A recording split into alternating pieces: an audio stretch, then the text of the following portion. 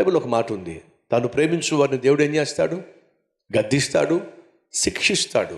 ఎందుకు గద్దిస్తున్నాడు? ఎందుకు శిక్షిస్తున్నాడు? ఎన్నిసార్లు గద్దించినను లోబడనొల్లని వాడు అంటే అర్థం ఏమిటి? ఆయన గద్దిస్తున్న కారణం ఏమిటంటే మనం లోబడతామేమోనని చెప్పి, ఆయన శిక్షిస్తున్న కారణం ఏమిటంటే ఆయన వైపుకు తిరుగుతామేమోనని చెప్పి. ఈరోజు ఒకవేళ ఆర్థిక ఇబ్బంది ద్వారా కావచ్చు, అనారోగ్య సమస్య ద్వారా కావచ్చు, రకరకాల సమస్యల ద్వారా కావచ్చు, ఉద్యోగంలో ఒత్తిడి ద్వారా కావచ్చు, వ్యాపారంలో వచ్చిన నష్టం ద్వారా కావచ్చు, కుటుంబంలో వచ్చినటువంటి అలజడి వల్ల కావచ్చు, హఠాత్తుగా వచ్చి పడినటువంటి ఆర్థిక ఇబ్బంది వల్ల కావచ్చు, దేవుడు ఒకవేళ నిన్ను తన వైపుకు తిప్పుకునే ప్రయత్నం చేస్తున్నాడేమో. నువ్వు దేవునికి దూరం అయిపోతున్నావు కాబట్టి, లోకానికి చేరువైపోతున్నావు కాబట్టి, ఫలితంగా భయంకరమైన ప్రమాదంలో నువ్వు పడబోతున్నావు కాబట్టి, నీ మీదకు ఒక భయంకరమైన అపాయం రాబోతుంది కాబట్టి, నువ్వు వెళ్తున్న మార్గం సరైంది కాదు కాబట్టి, ఆ మార్గంలో ప్రమాదం పొంచి ఉంది కాబట్టి, ఆ ప్రమాదం నుంచి నేను తప్పించాలి అని చెప్పి దేవుడు కొన్నిసార్లు ఏం చేస్తాడో తెలుసా? నిన్ను ముందుకు వెళ్లకుండా దేవుడు ఏదో ఒక కష్టాన్ని, ఆపదను, అపాయాన్ని, అవంతరాన్ని తీసుకొచ్చి పెడతాడు. అలా కష్టము, నష్టము, ఇరుకు, ఇబ్బంది, వ్యాధి, బాధ నీ జీవితంలో హఠాత్తుగా దాపరించినప్పుడు నువ్వు చేయాల్సిందని తెలుసా? మోకరించి, ప్రభువా ఎందుకు వచ్చింది ఈ కష్టం? ఎప్పుడు రాలా? ఇలాంటి పరిస్థితి కూడా నేను ఎప్పుడు వెళ్ళలా, ఇలాంటి కష్టం నేను ఎదుర్కోలా, ఇలాంటి వ్యాధి నాకు ఎప్పుడు రాలా, ఇలాంటి బాధ నాకు ఎప్పుడు రాలా, ఇలాంటి అలజడి నా కుటుంబంలో ఎప్పుడు చోటు చేసుకోలా, ఇలాంటి విపత్తు నా వ్యాపారంలో ఎప్పుడు రాలా, ఈ విధంగా ఉద్యోగంలో ఇంత టెన్షన్ నాకు ఎప్పుడు రాలా. ఇప్పుడు వస్తుంది అని అంటే ఏదో ఒక పాఠం నువ్వు నాకు నేర్పించాలని ఆశపడుతున్నావు. నేను ఎక్కడైనా తప్పు చేస్తున్నానా? నీకేమైనా నేను దూరంగా వెళుతున్నానా? సరిచేసుకోవాల్సింది ఏదైనా ఉందా అని దేవుని దగ్గరికి నువ్వు వచ్చి నిన్ను సరిచేసుకుంటావేమో అనే ఉద్దేశంతో దేవుడు కొన్నిసార్లు కష్టాలను నీ జీవితంలో అనుమతిస్తాడు. ఆ విషయాన్ని అబ్రహాం అర్థం చేసుకోలేకపోయాడు, ఇస్సాకు అర్థం చేసుకోలేకపోయాడు, ఎలీమెలెకు అర్థం చేసుకోలేకపోయారు. జాగ్రత్తగా గమనించినట్లయితే కరువు వచ్చినప్పుడు భర్తగా అబ్రహాము తన కుటుంబాన్ని ఐగుప్తు తీసుకెళ్ళిపోయాడు. కరువు వచ్చినప్పుడు ఇస్సాకు భర్తగా తన భార్యను గెరారు దేశానికి తీసుకెళ్ళిపోయాడు. కరువు వచ్చినప్పుడు భర్తగా ఎలీమెలెకు తన భార్యను, బిడ్డలను మోయాబు దేశానికి తీసుకెళ్ళిపోయారు. ఐగుప్తుకు తీసుకువెళ్ళినటువంటి అబ్రహాము అవమానపరచబడ్డాడు. తన కుటుంబాన్ని గెరారుకు తీసుకువెళ్ళినటువంటి ఇస్సాకు అవమానపరచబడ్డాడు. తన కుటుంబాన్ని మోయాబు దేశానికి తీసుకుని వెళ్ళినటువంటి ఎలీమెలెకు చచ్చిపోయాడు. తన ఇద్దరు కొడుకులను కూడా చంపేసుకున్నాడు. కుటుంబం అడ్రస్ లేకుండా అయిపోయింది. సహోదరులు, కష్టం వచ్చినప్పుడు, శ్రమ వచ్చినప్పుడు, బాధ వచ్చినప్పుడు, వ్యాధి వచ్చినప్పుడు రెండు పనులు అవుతాయి. ఒకటి, మనం దేవునికి దగ్గరగానైనా చేరుతాం, లేదా దేవునికి దూరంగానైనా చేరుతాం. కష్టాలు మన జీవితంలో మనల్ని బెటర్ పర్సన్గానైనా మారుస్తాయి, లేదా బెటర్ పర్సన్గానైనా మారుస్తాయి. ఈరోజు నువ్వు ఎదుర్కొంటున్న కష్టాల ద్వారా దేవునికి దగ్గరగా చేరుతున్నావా, లేక దేవుని మీద కోపంతో దూరంగా వెళ్ళిపోతున్నావా? ఒకసారి నిన్ను నీవు ప్రశ్నించుకో. ఎందుకంటే అది నీ మనస్తత్వం మీద ఆధారపడి ఉంది. ఇప్పుడు ఇదంతా చెప్పడానికి కారణం ఏమిటంటే, అబ్రహాం భర్త కాబట్టి తన భార్యను ఐగుప్తు తీసుకెళ్ళాడు, ఇస్సాకు భర్త కాబట్టి తన భార్యను గెరారు తీసుకెళ్ళాడు, ఎలీమెలెకు భర్త కాబట్టి తన భార్యను మోయాబు దేశానికి తీసుకెళ్ళాడు. కానీ ఇక్కడ ఉన్నటువంటి ఒక పేద స్త్రీకి భర్త లేడండి. బ్రతుకు ప్రమాదంలో పడిందండి. ఇక నా పని అయిపోయింది అనేటటువంటి స్థితికి చేరిపోయిందండి. బ్రతకడానికి ఆధారం లేదండి, బ్రతికించే నాదుడు లేడండి, అన్నం పెట్టడానికి, కుటుంబాన్ని పోషించడానికి కట్టుకున్నటువంటి భర్త తనకు దూరం అయిపోయాడండి, చచ్చిపోయాడండి.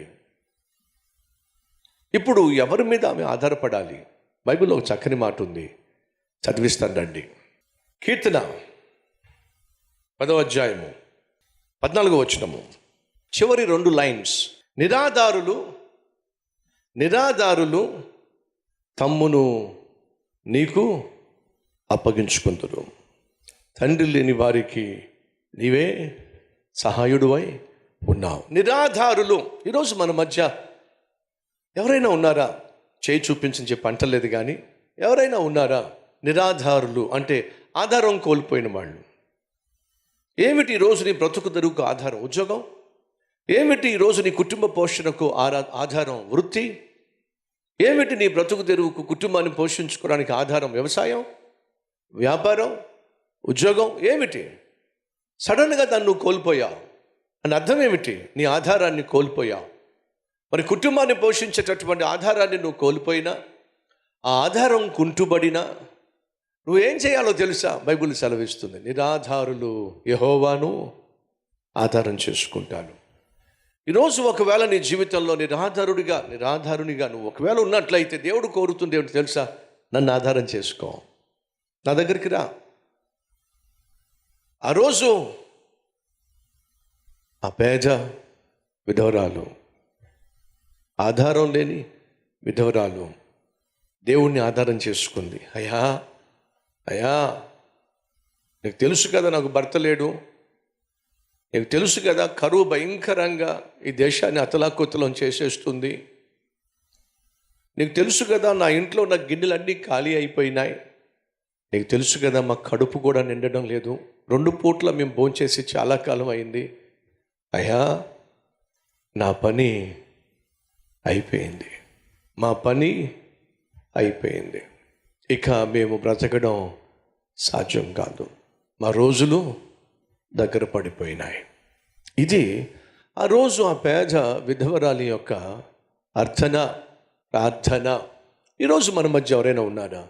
బ్రదా లేదా అన్నయ్య, నా పరిస్థితి కూడా అలాగే ఉంది, నా పని కూడా అయిపోయింది,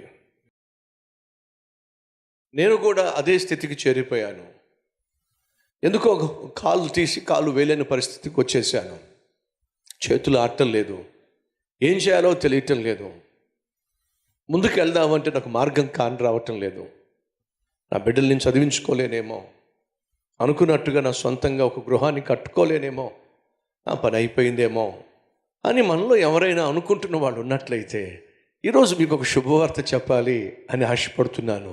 ఏమిటి ఆ శుభవార్త? జాగ్రత్తగా వినండి.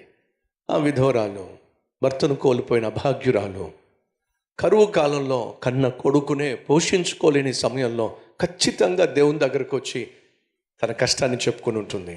అయ్యా ఆ పని అయిపోయింది అయ్యా, ఇంట్లో ఉన్న సరుకులన్నీ ఖాళీ అయిపోయినాయి అయ్యా, గిన్నెలన్నీ ఖాళీ అయిపోయినాయి అయ్యా, నీకు తెలుసా ప్రభువా, ఉన్నది కొంచెము పిండి మాత్రమే, కొంచెము నూనె మాత్రమే, ఈ కొంచెం పిండి ఈ కొంచెం నూనె కలిపితే ఈరోజు నాకు నా కొడుక్కి ఒక్క పూట భోజనం మాత్రమే వస్తుంది, ఇక సాయంత్రం మేము భోజనం చేయలేం, రేపు భోజనం చేయలేం, ఎల్లుండ భోజనం చేయలేం, ఇది మా జీవితంలో చివరి భోజనం, మా పని అయిపోయిందయ్యా, ఇది మా పరిస్థితి అయ్యా.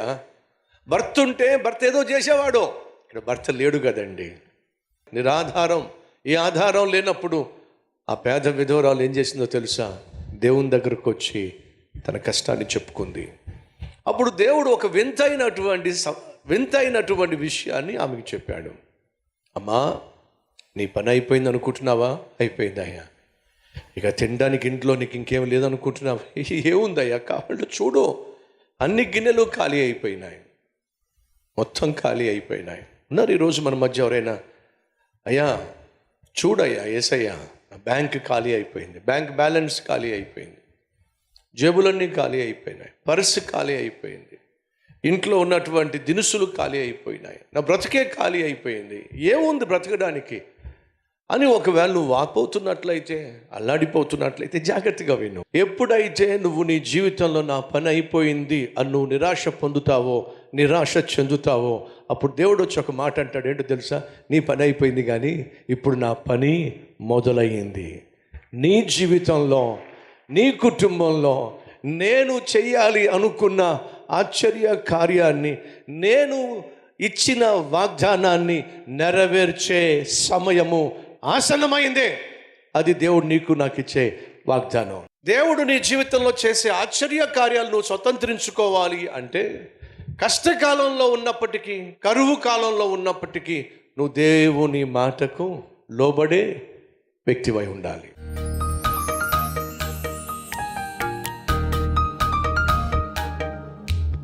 మహాపరిశుద్ధుడు అయిన ప్రేమ కలిగిన తండ్రి, సూటిగా స్పష్టంగా మాతో మాట్లాడి, నా పాదాల సన్నిధిలో మోకరించి నీ జీవితాన్ని, నీ కష్టాన్ని నాకు అప్పగించో, నేను కలుగ చేసుకుంటా, అని మాటిచ్చినందుకు నాయన నీకు స్తుతులు స్తోత్రాలు చెల్లిస్తున్నాం.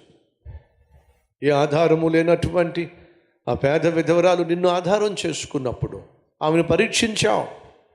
నీ పట్ల, నీ సేవకుని పట్ల, సేవ పట్ల, పేదరికంలో తనకున్న బాధ్యత ఏమిటో పరీక్షించావు నాయన. తన కుటుంబం కంటే, తన కడుపు నింపుకోవడం కంటే నీ సేవకుని కడుపు నింపడమే, నీ సేవను ప్రోత్సహించటమే తన బాధ్యతగా నిరూపించినప్పుడు అత్యధికంగా దీవించావు నాయన. అలాగే అలాంటి వారిని లేవనెత్తండి. మాకంటే నీ రాజ్యము, మాకంటే సువార్త వ్యాప్తి, మాకంటే సంఘక్షేమము నాయన బహు విలువైనది అని మేము భావించినప్పుడు అత్యధికంగా మమ్మల్ని దీవిస్తావు, ఆశీర్వదిస్తావు. యేసుక్రీస్తు నామం పేరట ఈ ప్రార్థన సమర్పిస్తున్నాం తండ్రి, ఆమెన్.